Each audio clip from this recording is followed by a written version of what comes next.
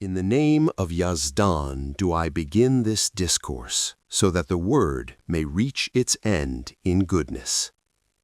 Sulūk is derived from the word silk, meaning path, and Sulūk itself means walking the path. Salak means the one who traverses the path. In reality, Sulūk is a path that is traversed from an origin toward a destination. Or in other words, Sulūk is the path that is journeyed from the outward, zahir, toward the inward, batin, the unseen, and the soul. That is, from the outward form and appearance of each thing, one finds a way toward its innerness and its truth. And spiritual sulūk is the walking of the path of human perfections and attaining the station of the absolute existence of the perfect human, al-insan al-kamil. The provisions of the sālik, or better said, the provisions of the human being in spiritual sulūk, are three things. 1. Bodily materials, that is, the physical body which God has granted him through nature. Our head and body, our frame, our corporal form. Within this corporal form, windows and openings have been embedded toward the world of light and illumination, the divine kingdom, Malakūt. Subtleties and jewels have been placed within the mind of the body. The second is thought, fikr. It is more fitting to consider thought as the first provision. However, since the dawn of thought in the human being occurs around the age of 7, the bodily materials, our earthly body, must reach a certain degree of growth so that the brain cells may acquire the capacity to radiate thought. Thus, the provisions of the sālik, or better said, the provisions of the human being in spiritual sulūk, are the bodily materials, the earthly body, thought, and the span of time he has to make use of these two provisions, that is, life. In truth, there are two things that are in his possession, his body and his thought. Even if you possess the most advanced vessels, to traverse a distance from one point to another, you will still require time.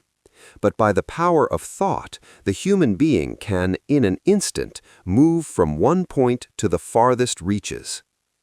The subject of human thought, what the human being thinks about, consists of 4 things. First, the conditions of the world. The conditions of the world include events. For example, the bomb earthquake that occurred years ago falls under the category of worldly conditions. The military invasion of Iraq by the United States falls under the conditions of the world. Thought concerning the recognition of companions is also part of the conditions of the world.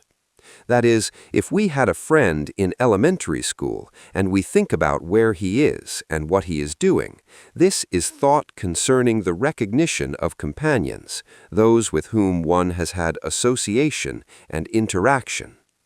This is the first level of thought about the conditions of the world.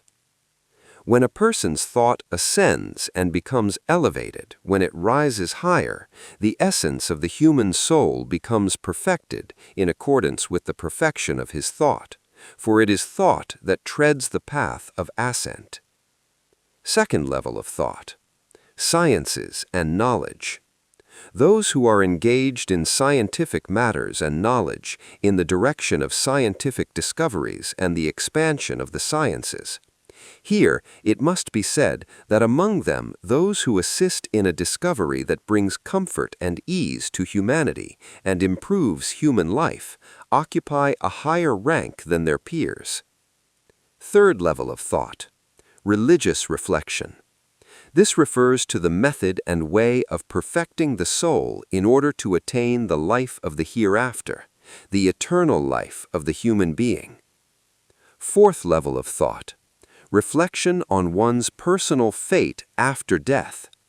This is not about the general notion that the human species has the divine kingdom as its spiritual homeland. Nor is it about the poetic sentiment, "I was an angel and paradise was my abode."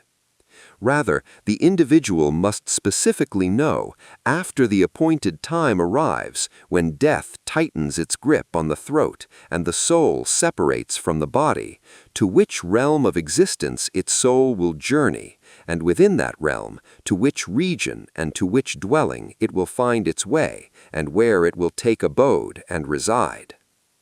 These are the 4 levels through which thought ascends. Now, let us consider this.